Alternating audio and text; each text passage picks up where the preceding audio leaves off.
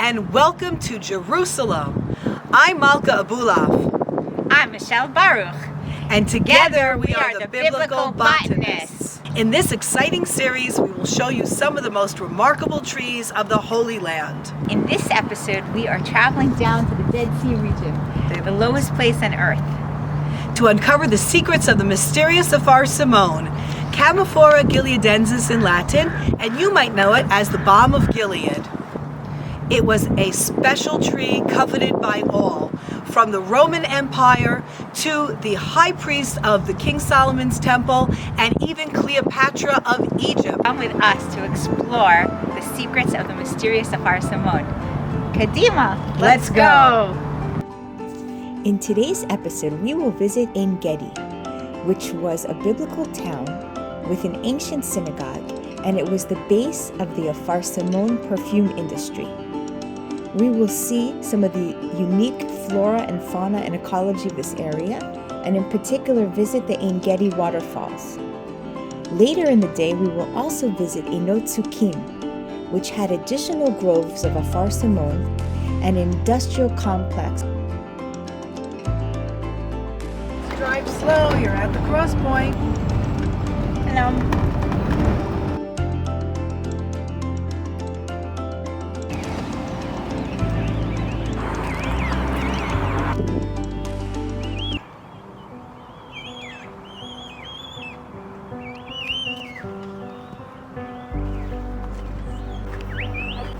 So here we are in Ein Gedi, the ancient city, going back over 2,000 years.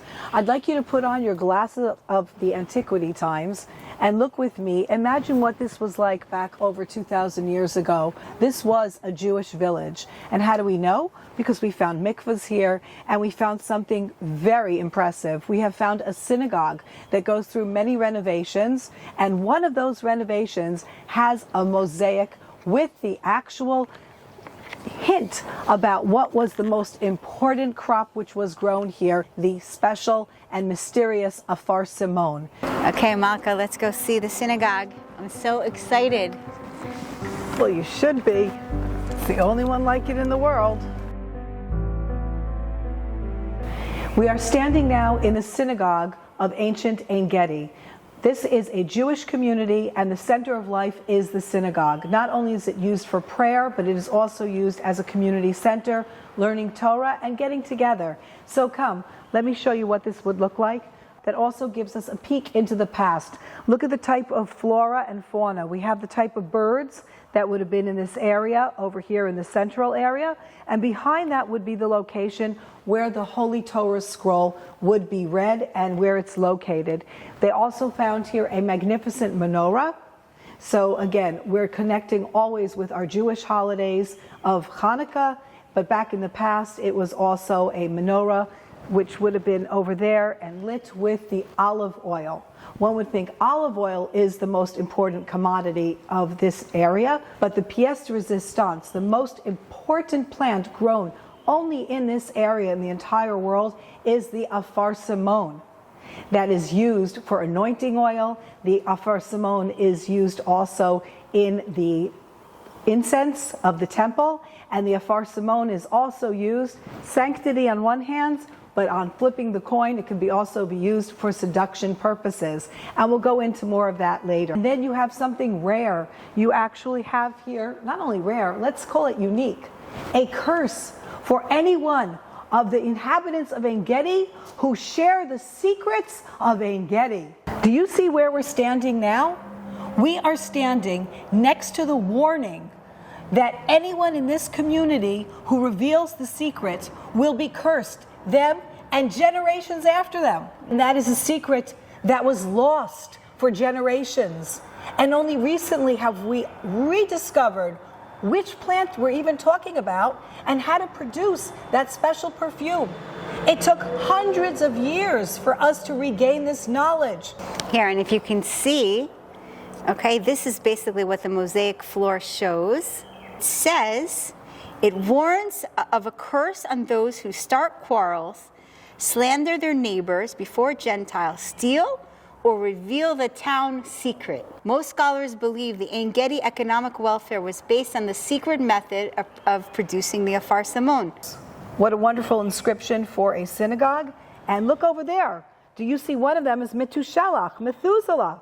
And if you join us on another episode, we will be meeting the modern day Methuselah, who is a date palm tree.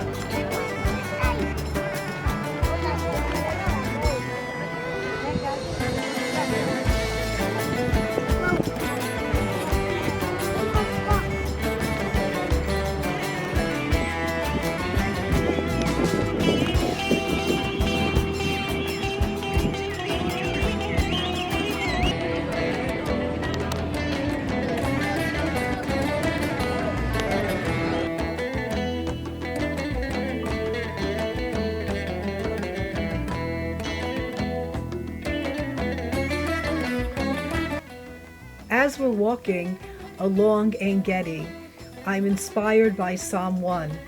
That person is like a tree planted by streams of water, which yields its fruit in season, and whose leaf does not wither. Whatever they do prospers.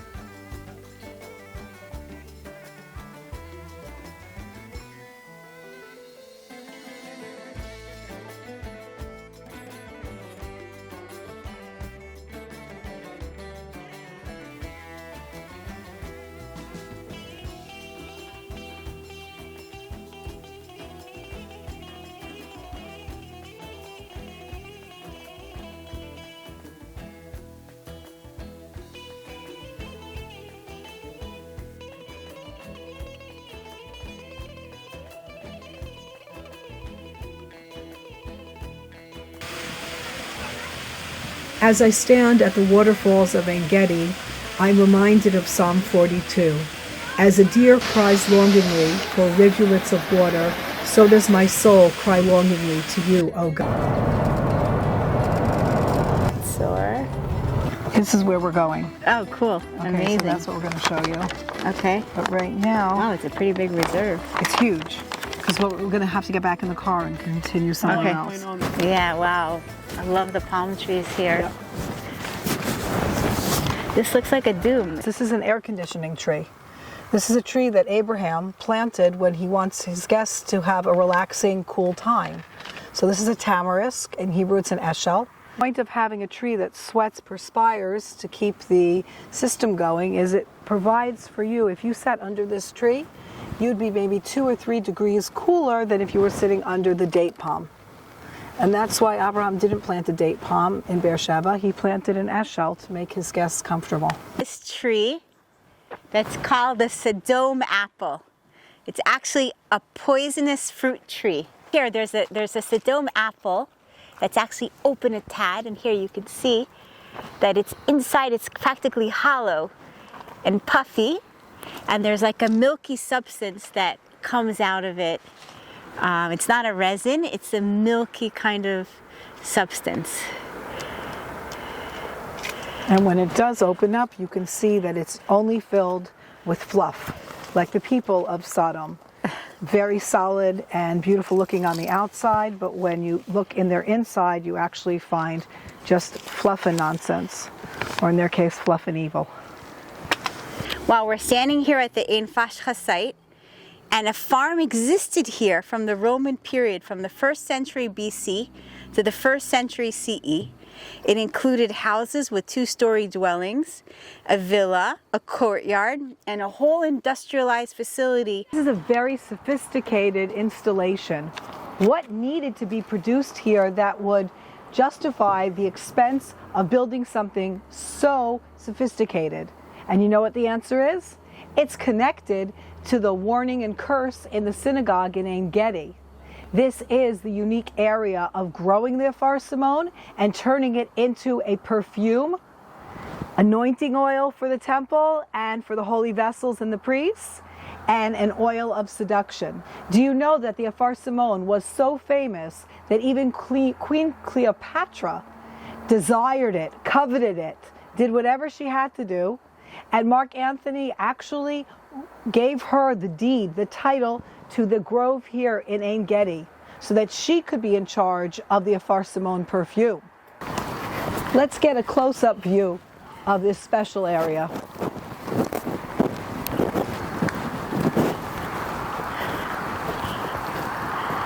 Wow. You barely have to squint, but you can imagine this. I don't know why they call it a rural villa. This, for me, if I had a villa like this, it would be considered creme de la creme, like a Waldorf Astoria place. Maybe they're calling it rural because it's located outside of a city. So this is an area, as you can see, the courtyard over here. This is a typical type of structure back then. The open courtyard, it provides an air conditioning type of feel, never gets overly warm. And the top, this area, if you remember King David, he saw Bathsheba when she was bathing on the rooftop. Whatever is being produced over here in the factory must be something that is giving them a very large profit. And what is it? We'll come over here and we're going to take a look. It's the Afarsemon. And over here, it was after being grown in the area of Ein Gedi, the special secret method, which is known only to the people of Ein Gedi. It is being produced here and turned into the anointing oil for sanctity and a perfume. So come, let's take a look. Which one is the mikvah? Jewish women perform the special ceremony and go into a mikvah, into a ritual bath. It looks almost the same as it does today. The steps going down, going into a special pool, dipping and coming out. It's links with our past that we're feeling till today. It's incredible, incredible. And then they took advantage of the water system to create a reservoir over there. That's the reservoir. And this is And another. that's the open pool. And this would be like the storage area. Have actually like even a system of like a drainage system or something And here. you can imagine, because there's so many springs that are in this area, that they're filling it up with the proper rainwater.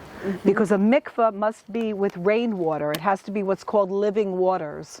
So if you need to use rainwater or spring water, just across here on the cliffs, dotting along the cliffs, because the aquifer was higher back then, you had a much larger supply of living water than you do today. And the prophets prophesied when the future comes, the water will again, the water of the Dead Sea will become living waters. And it will be bursting through these cliffs, down the cliffs, the running water will be coming, and the whole Dead Sea will be turned into living waters. All of this was under the Dead Sea. The Dead Sea expanded all the way till here. When I was a little girl, in the 1980s, the Dead Sea came up to that line where the trees and this, like, it looks like a sand. Yeah. That's where the Dead Sea reached. So we would be in this area of the trees, and there were stairs going directly into the water where this tree line ends. Wow, And now since then, over 40 years ago, every you can see our here's the 1968 shoreline.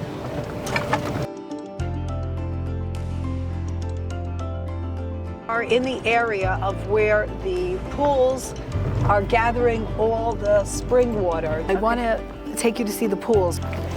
It's very pretty. It's like a little oasis. We're walking in an oasis. We truly are. We're walking in an oasis. The secret nature reserve is. Okay. So I want to get you guys in there a little bit because I want you to see the lushness of the area. Okay.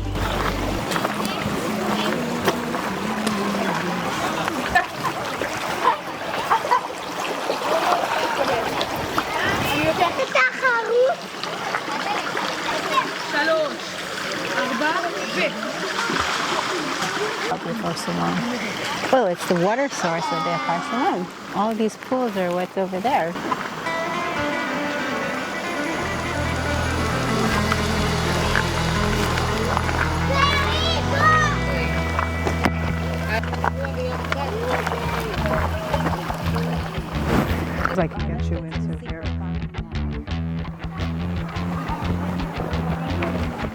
We have the keys to the kingdom. Be first. It's so exciting to be here.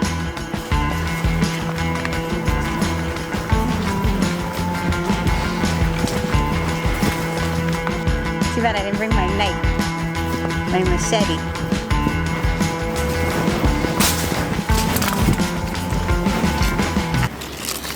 The oasis of living water, it's even more precious in the area of the Dead Sea, because we have the Dead Sea, but truly what we have here are living waters. We even have here 3 types of fish in the very salty springs that are in ponds here that don't exist anywhere else. What a place of blessing. You might not see it unless you really understand that everything here has its purpose.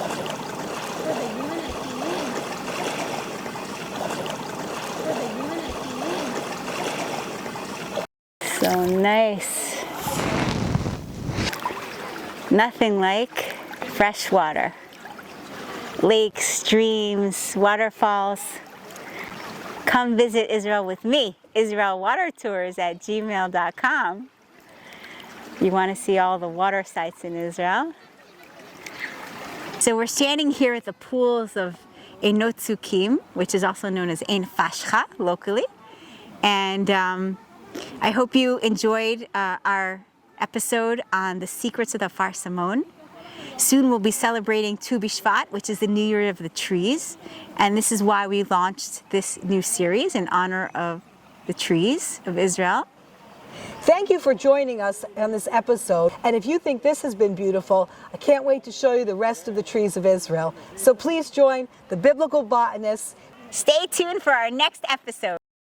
Next episode, in February, we will meet Guy Ehrlich, who is growing thousands of Afarsemon trees as well as frankincense and myrrh at his farm, the Balm of Gilead farm.